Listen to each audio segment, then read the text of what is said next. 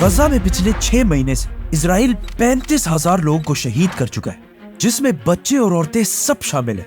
लेकिन इजराइल आखिर फलस्तीन के इस इलाके में इतना जुल्म क्यों कर रहा है?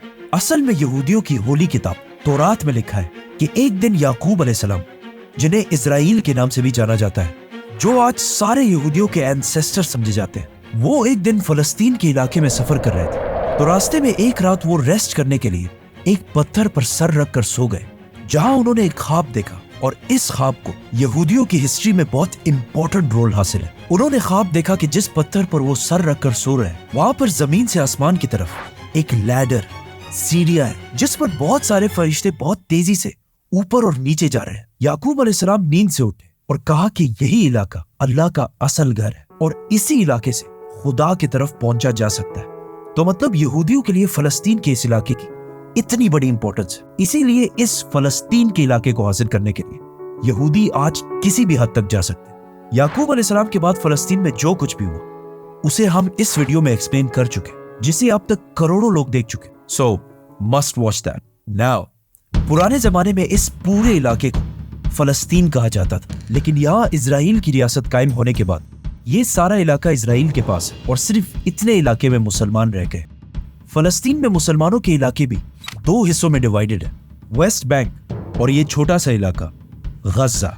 फलस्तीन में मुसलमानों के इन दोनों इलाकों के आपस में कोई भी जमीनी कनेक्शन, रोड नहीं है और एक दूसरे से बहुत दूर होने की वजह से यहाँ की अवाम और गवर्नमेंट भी एक दूसरे से बहुत डिफरेंट है। मतलब इन दोनों इलाकों में एक नहीं बल्कि 2 गवर्नमेंट्स। वेस्ट बैंक में PLO, जिसको काफी सेक्युलर गवर्नमेंट समझा जाता है, लेकिन गजा में गवर्नमेंट हमास के पास है, जिसे बहुत स्ट्रिक्ट समझा जाता है। फलस्तीन का इशू तो पिछले 75 साल से चलता आ रहा है और पिछले 75 साल से सारे मुस्लिम कंट्रीज की पोजीशन अब तक एक ही थी कि जब तक फलस्तीन को उसका हक ना मिले, इजराइल को एक्सेप्ट नहीं करना। लेकिन आज से कुछ साल पहले US के नए प्रेसिडेंट डोनाल्ड ट्रंप की हुकूमत में अमेरिका ने आहिस्ता आहिस्ता इजराइल को मुस्लिम कंट्रीज से एक्सेप्ट कराने की कोशिश की, जिसे एब्राहमिक एकॉर्ड्स का नाम दिया गया। एब्राहमिक इसलिए क्योंकि मुसलमान और यहूदी दोनों इब्राहिम अलैहिस्सलाम को एक सच्चा पैगंबर मानते हैं। अमेरिका के प्रेशर डालने के बाद अरब ममालिक ने अपनी पब्लिक के खिलाफ जाकर इजराइल को एक्सेप्ट करना शुरू कर दिया। तो सबसे पहले UAE,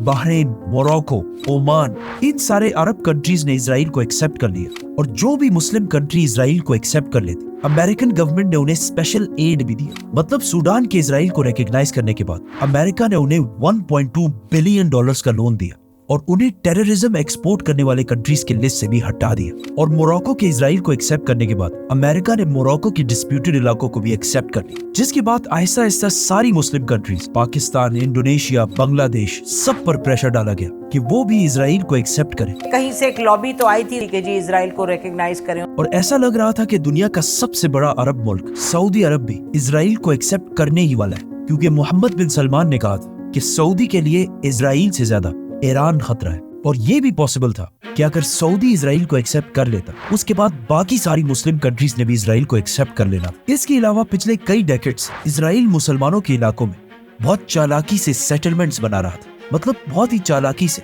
यहूदियों को मुसलमानों के इलाकों में सेटल करा रहा था, ताकि फलस्तीन में यहूदी ज्यादा और मुसलमान कम हो जाएं, जिसे यूनाइटेड नेशंस और पूरी इंटरनेशनल कम्युनिटी बार बार बिल्कुल इल्लीगल करार दे रही थी। लेकिन इस छोटे से इजराइल को दुनिया में कोई भी नहीं रोक सका। इन सारे चीजों की वजह से पूरी दुनिया में ये कहा जा रहा था कि अब फाइनली फलस्तीन का मसला हमेशा के लिए दफन हो जाएगा और इजराइल पिछले 75 साल की जंग जीत जाएगा। तो आखिर आज से 6 महीने पहले 7 अक्टूबर को गजा को कंट्रोल करने वाले हमास ने अचानक इजराइल पर हमला कर और उनके फाइटर्स इजराइल में दाखिल हुए और वहां उन्होंने 1130 लोगों को कत्ल किया और गजा से बाहर ऑलमोस्ट 24 किलोमीटर का इलाका कब्जा कर लिया, जो इजराइल के साइज के हिसाब से बहुत बड़ा इलाका है। और 150 यहूदियों को पकड़कर वापस गजा हॉस्टेज बनाकर लेके आए, जिसके बाद पूरी दुनिया में ये न्यूज फैल गई कि हमास ने इजराइल पर बहुत बड़ा टेररिस्ट अटैक किया है और कहा कि उन्होंने बहुत सारे सिविलियंस और बच्चों और औरतों को भी कत्ल किया है। ऑल्दो इससे कुछ अरसे के बाद हमास के लीडर्स ने एक्सेप्ट भी किया कि उनके फाइटर से इस हमले में कुछ गलतियां हुई है। हमास के इस अटैक के बाद अब पूरी दुनिया इजराइल की तरफ देख रही थी कि अब उनका रिस्पांस क्या होगा, जिसके बाद इजराइल के वज़ीर आज़म बेंजामिन नेतन्याहू ने टीवी पर आकर ऐलान किया कि अब इजराइल गजा से ऐसा बदला लेगा जो इससे पहले किसी ने सोचा भी नहीं हो।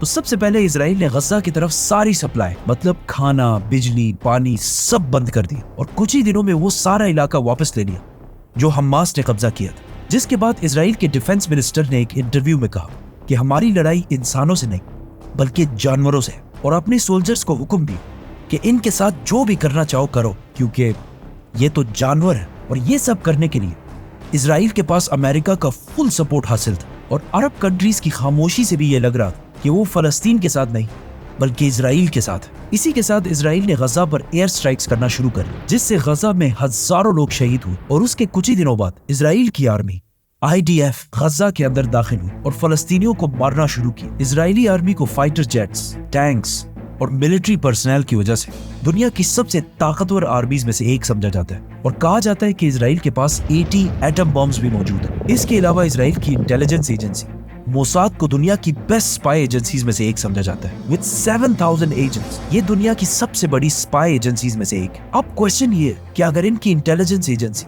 موساد اتنی اسٹرانگ ہے تو ان کو حماس کے اتنے بڑے حملے کی پلاننگ کا کیسے پتہ نہیں چل سکا؟ اب یہاں پہ کچھ لوگوں کا خیال ہے کہ ہو سکتا ہے حماس اسرائیل کے ساتھ ملا ہوا ہے، اور یہ سب ایک بہت بڑی کنسپیرسی ہے، کیونکہ حماس کا کیا خیال تھا کہ اگر وہ اسرائیل پر اتنا بڑا حملہ کرے تو اسرائیل کا رسپانس اس کے بعد کیا ہوگا؟ جو بھی ہو، آخر اسرائیل کی فوج غزہ کے اندر داخل ہوئی۔ غزہ میں 3 مین سٹیز، غزہ سٹی، خان یونس اور رفح۔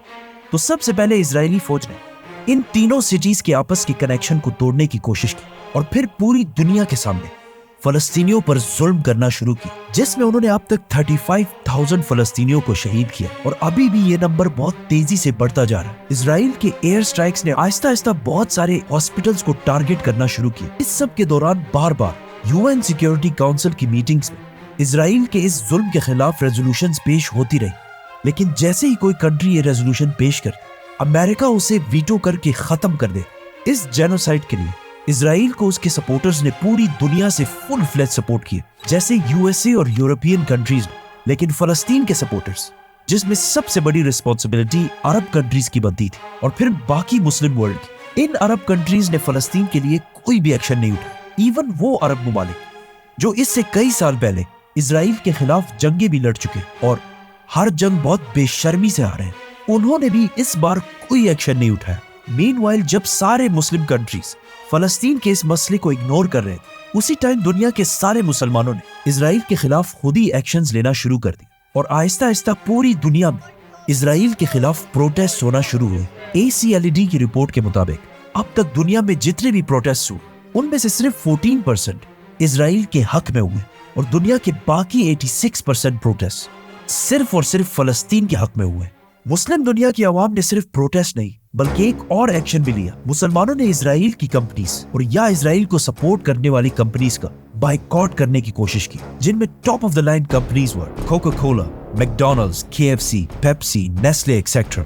ناؤ دنیا میں 57 مسلم کنٹریز اور 2 بلین 200 کروڑ مسلمان ہیں۔ اگر اتنے سارے لوگ کسی کمپنی کا بائیکاٹ کریں تو ہونا تو یہ چاہیے کہ وہ کمپنی بالکل ختم ہو جائے۔ اس بائیکاٹ سے پہلے تو ان کمپنیز کو تھوڑا نقصان ہو، مطلب ان کے سیلز مسلم ورلڈ میں کافی حد تک کم ہوئے، اور سٹاک ایکسچینج میں بھی ان کمپنیز کے شیئر پرائسز تھوڑے سے نیچے جانے لگے۔ بٹ صرف تھوڑے سے نیچے جانے کے بعد آہستہ آہستہ کچھ ہی عرصے میں ہر چیز دوبارہ نارملائز ہونے لگی، اور اس بائیکاٹ سے اتنا کوئی میجر فرق نہیں پڑا۔ اب ایسا کیوں ہوا؟ اس کے 2 ریزنز ہو سکتے ہیں کہ یا تو دنیا کے 2 بلین مسلمانوں کی اوقات یہ ہے کہ ان کے بائیکاٹ کرنے سے دنیا میں کسی کو کوئی فرق نہیں پڑتا، اور یا مسلمانوں نے صحیح طرح ان کمپنیز کا بائیکاٹ کیا ہی نہیں۔ 7 اکتوبر کے اٹیک کے بعد اسرائیل کے اتنے سخت ظلم پر اسے صرف ایک کنٹری نے ٹینشن میں رکھا، اور اس کا نام ہے ایران، پرشیا، جس کی وجہ سے اسرائیل نے دمشق میں ایران کے قونصلیٹ پر حملہ کر دیا، جس کا پھر ایران نے فل رسپانس دیا۔ لیکن جب اسرائیل اتنے آسانی سے یہ جنگ جیت رہا تھا تو اسے ایران پر حملہ کرنے کی کیا ضرورت تھی؟ اس کے پیچھے بھی 2 آپشنز۔ اسرائیل اس وقت بہت سٹرونگ ہونے کی وجہ سے چاہتا ہے کہ ایران کو بھی اس جنگ میں لے کر آئے، جو اس وقت دنیا میں بالکل اکیلا ہے، اور اس کی گورنمنٹ کو آہستہ آہستہ کمزور کرے۔ اور دوسرا آپشن یہ ہے، اسرائیل کے اندر 3 بڑے پورٹس ہیں، اور اسرائیل اپنی زیادہ تر ٹریڈ انہی 3 پورٹس سے کرتا ہے۔ ان 3 پورٹس میں سے ایک اسرائیل کے اس علاقے میں، اور ایشیا سے اسرائیل کی زیادہ ٹریڈ اسی پورٹ کے ذریعے ہوتی ہے۔ اسرائیل کے فلسطینیوں پر ظلم شروع ہوتے ہی یمن نے ایران کی مدد سے इस पोर्ट की ट्रैफिक 85% तक कम कर दी। मतलब इजराइल की जो शिप्स एशिया से ट्रेड करने के लिए पहले सिर्फ इतना टाइम लेती थी, अब उन्हें पूरे अफ्रीका को सर्कल करके इजराइल पहुंचना होगा, जिससे इजराइल को इकोनॉमिकली बहुत नुकसान होने लगा। जिसके अलावा ईरान के सपोर्ट से लबनान के हिजबुल्लाह ने इजराइल को हर टाइम अलर्ट रखा हुआ है। हो सकता है इन चीजों से तंग आकर इजराइल ने आखिर ईरान पर हमला करने की कोशिश की। इजराइल के वज़ीर आज़म बेंजामिन नेतन्याहू से एक इंटरव्यू में पूछा गया कि इजराइल के लिए दुनिया में सबसे बड़ा खतरा कौन है, तो उन्होंने कहा The three threats. Iran, Iran, Iran. लेकिन अब जब पूरी मुस्लिम दुनिया इजराइल को एक्सेप्ट करने की तरफ जा रही है, तो ईरान बिल्कुल अकेला दूसरी साइड पर क्यों जा रहा है? Let's talk about Iran. Subscribe.